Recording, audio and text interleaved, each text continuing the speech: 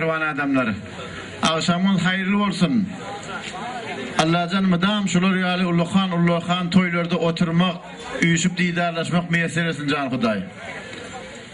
Hormatly adamlar, häzir bizim bagşymyz Mardan gelen Aganiyaz bagşy aty bir özüne goýan oňa aýdymlaryny, Matymylyň sözlerine we beýleki bagşylyk aýdymlary ýerine ýetirer. Şu hemmämiz eýwer doğanymyzyň gapysyny ulluhan, näçe gün bar sadaky berilip otyr, toý tutulup otyr.